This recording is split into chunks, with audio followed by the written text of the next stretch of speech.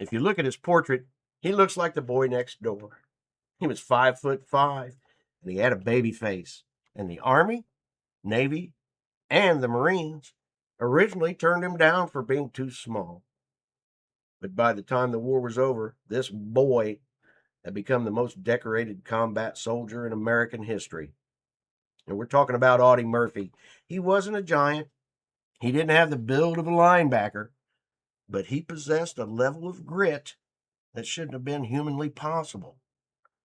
Today, we're peeling back the legend to see how one man became an entire army's worth of trouble for the German forces.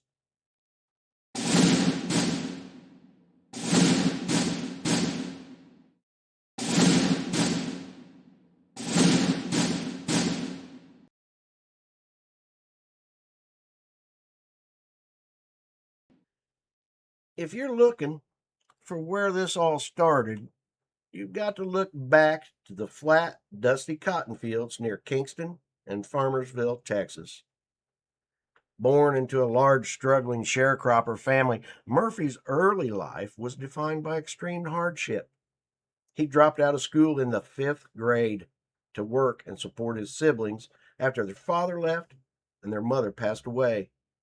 That grit he learned in the fields of Texas would eventually serve as the foundation for the most decorated combat soldier in American history. Now, Murphy's path to the front line was anything but easy. At just 5'5" and barely 110 pounds, he was initially rejected, as I said earlier, by the Marines and the Navy for being too small and too young. He finally got into the Army with the help of his sister by falsifying his birth date. But even then, his initial training officers thought he was too slight for the infantry, tried to reassign him to be a cook. He refused, insisting on combat duty. Now, after basic training at Camp Walters, he was sent to Fort Meade for advanced infantry training. Now, during the basic training, he earned the marksman's badge with rifle component, an expert badge with bayonet component.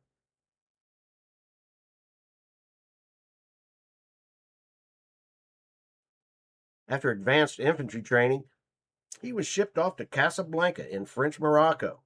Now, it's February 1943, and he's a private in the 15th Infantry Regiment of the 3rd Infantry Division. And soon, he's in Algeria in rigorous training for the invasion of Sicily. He's promoted to private first class in May, and by July, he's promoted again to corporal. Now, let me know in the comments. Murphy was rejected by the Marines and the paratroopers for being too small. Do you think the Army's underestimation of him actually drove him to work twice as hard to prove everyone wrong? Let me know what you think.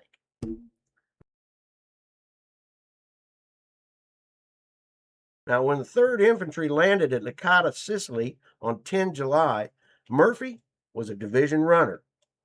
He's on a scouting patrol. He killed 2 fleeing Italian officers near Canicotti. Now, we can spend days talking about the many skirmishes and battles Murphy was involved in. Let's just say it this way. He's fighting, killing, and capturing, and by 13 December 1943, Murphy is promoted to sergeant. And the following month, in January 1944, he's promoted to staff sergeant.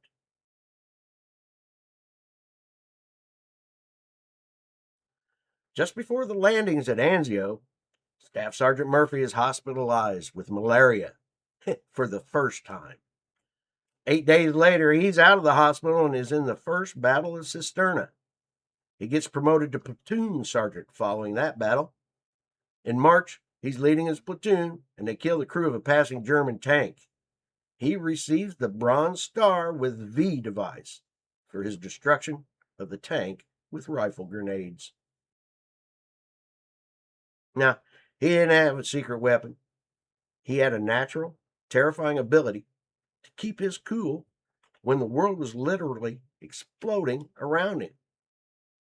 But on the battlefield, he was a ghost that the enemy couldn't hit.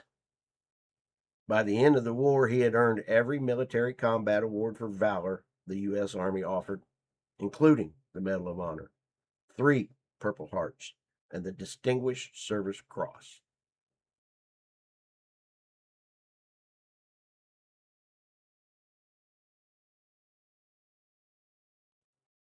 Now, this is the scene and the action that most of us know about Audie Murphy, and it's January 26, 1945, Holtzwihr, France. Murphy's company is down to a skeleton crew. They're facing an entire German infantry company supported by 6 panzers. It's a total slaughterhouse.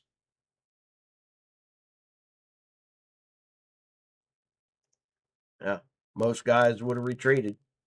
Murphy, he ordered his men to fall back, but he stayed. He climbed onto a burning M10 tank destroyer, jumped behind the 50 caliber machine gun, and started laying waste to the German line. He stayed there for an hour, alone, calling in artillery coordinates over the radio while bullets were literally pinging off the tank armor around him. He single handedly stopped an entire German advance. He wasn't just fighting, he was orchestrating a symphony of fire. Now, we've talked about guys like Carlton Barrett and Theodore Roosevelt Jr., who took charge when the system failed. Murphy was the same. But here's the reality: guys like Murphy didn't just carry a medal, they carried the war home with them. He didn't just have one moment of glory, he spent years fighting, getting wounded, and going back to the front. He is the perfect example of what we call gallantry, the ability, the ability to act, to lead, and to survive when the odds hit rock bottom.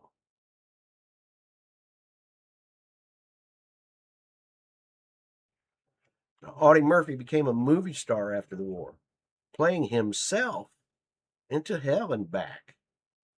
But the real story was always in the dirt, the cold, and the fire of the front line. Now, what we now call PTSD was known in the 40s as shell shock or battle fatigue. There was almost zero understanding of it.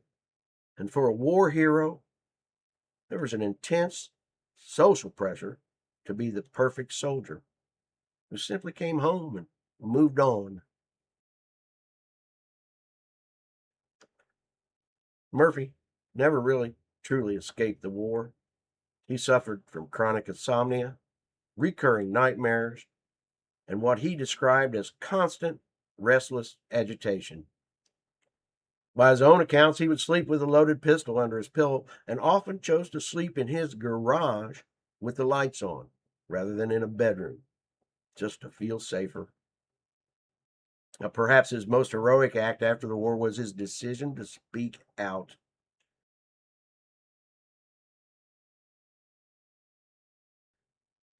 In an era where veterans were expected to suffer in silence or be labeled weak for showing signs of mental strain, Murphy became a vocal advocate for returning vets.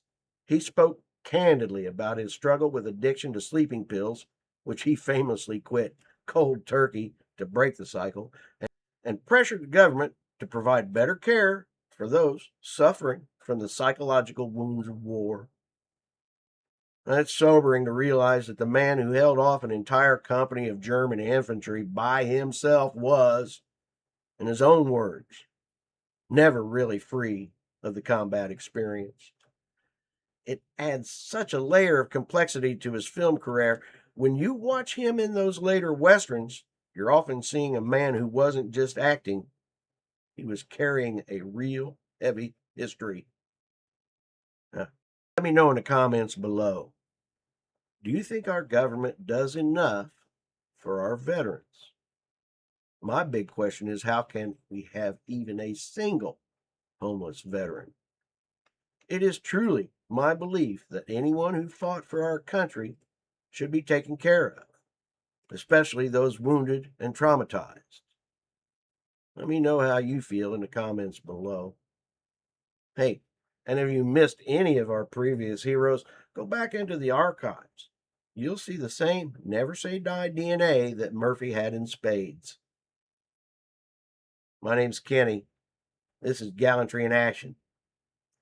Leave us a comment, a like, and subscribe if you feel the need to. We'll see you next time, and stay legendary.